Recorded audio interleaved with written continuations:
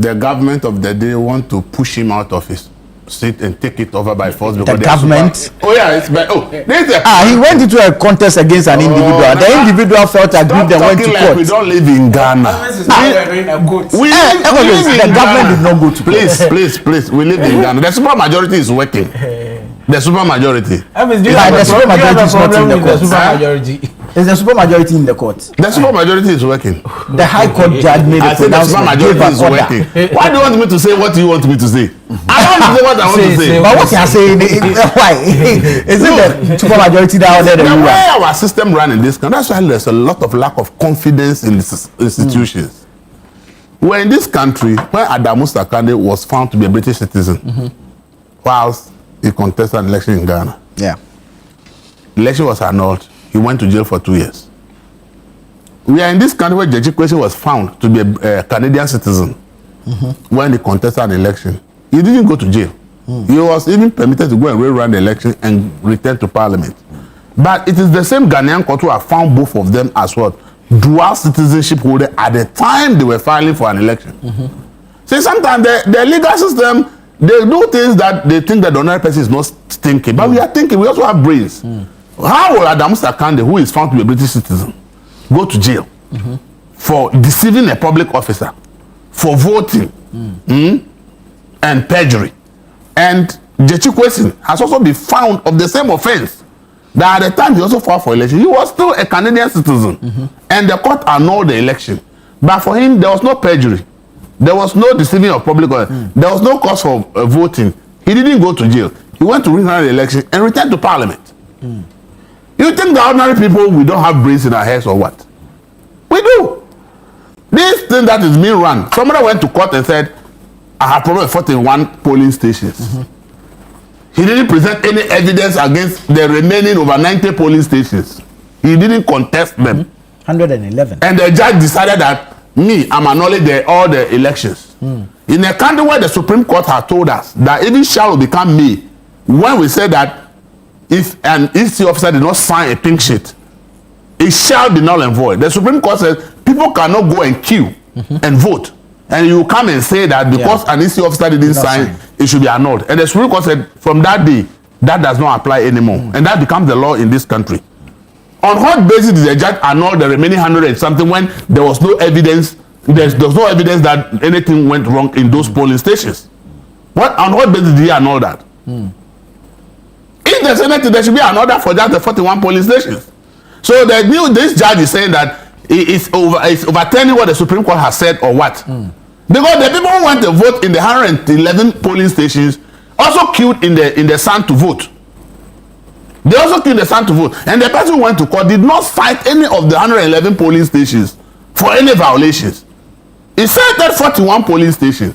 And the judge sees someone and says, I'm annulling the entire election. And we are sitting in this country and saying that it is normal. This is why people will never trust institutions in this country. Because today they will say this, tomorrow they are saying a different thing. And he asks us, why will you want to trust such institutions?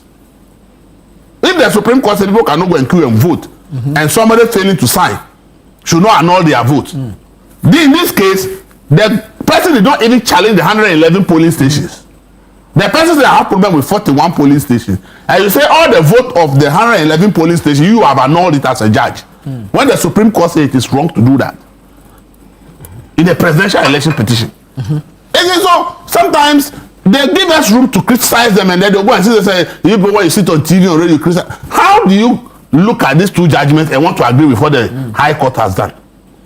This thing has come. The guy has filed for stay of he served parliament. Bagme, who will not stop Judge Kwesi from coming to parliament, now says that he had declared the seat vacant. The same speaker, Bagme, who when Judge Kwesi's case was going on, says the parliament cannot stop him from coming to. It has to take the final decision. Even when the Cape Coast Court spoke, and the guy, Judge Kwesi went to the Supreme Court, he was allowed to be coming to parliament. Even MPs will leave, any MPs will leave parliament and follow him to court because they turn it into a political issue. And the Supreme Court says here they agree with the Cape Coast High Court. The gentleman was a Canadian citizen at the time he contested the election. Go and do a rerun before he stopped coming to parliament. before they went to do a rerun, and he won. In this same case, the same Bagby who was a speaker in the case of the Chikwesi, the same speaker of Bagby sitting in the seat now says that I've declared the seat vacant. This is politics. This is not law. Let nobody deceive us that this is law. This is pure politics. And that's why I'm saying that they should keep exercising the supermajority. They should enjoy it. They should remember that in 2016, MPP had 160 something seats, NDC was 120 or something. It changed. It became 136, 136. Now NDC is 187, MPP is 87. So they should know that Ghanaian voters, when they give you power, the way you exercise the power determines how they vote the next time. So if the NDC believes that they have a super majority now, so everything that comes, they have the numbers they can pull through. So they will use politics. I wish them well. But they should know that those who gave them the super majority, they are sitting back, they are watching. And in 2028, they'll go use the same thumb to decide and tell them that we didn't give you the super majority to go and be bulldozing your way around and intimidating people. What is happening to Nyandamse has nothing to do with law. It's a pure issue of politics, and nobody can convince me.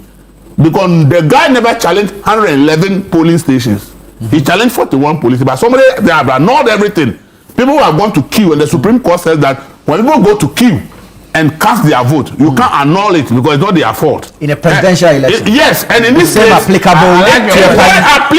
It's all about vote. In a presidential election, it's applicable to a parliamentary petition. The Supreme Court didn't say it's because it's a presidential election. It said people cannot go and queue and vote. It didn't say because it's a presidential election. But the petition before it was a presidential election. Please, I said the Supreme Court really did not say it's because it's a presidential election.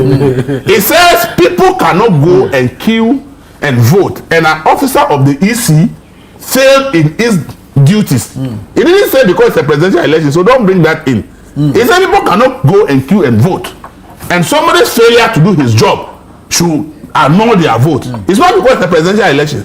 That's the precedent. And I told you that before that time, the law says shall. The EC officer shall sign. Shall in law, those who are law say that it's compulsory, but the Supreme Court changed it in that ruling. And says no, shall will not apply in this case. I didn't write the constitution. I didn't say that the thing should be shall. Now the Supreme Court speak becomes law. So if the Supreme Court has said that when people go and queue and vote, and people fail to do their job, it shouldn't affect their votes. And the guy went to court, did not challenge 111 polling stations. He said, I have problem with 41. And the judge sees someone and said, me, I have annulled everything. Whether your polling station was affected, whether the guy complained about your polling station or not, with the 41 complaints, police have annulled the remaining 101, go and do a rerun. When this country went into the presidential election, they were left with few polling stations in time. Nobody declared that Ghana should go for entire election again.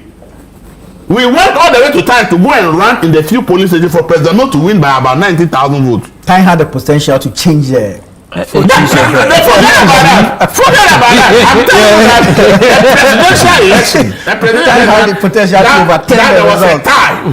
Nobody said that it should rerun the entire time, and nobody said that the whole Ghana election should be rerun. Nobody said that. So what is happening? I don't see any law. Thank you, Elvis. I don't see any law. Let's see if we can find law here. I don't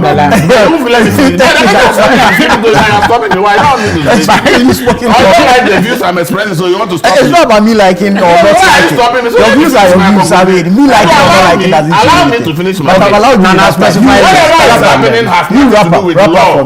Okay. It is pure politics. That's how I see it. Very well. Because Parliament has been served with the law. If the candidate is right now, the Parliament has been served. How did the Parliament say declare the seat vacant? Because it's been served and must act on the order. They have been served with the restraint order, the appeal. So what's the Parliament? With the Chikwesi's case is different with the same speaker.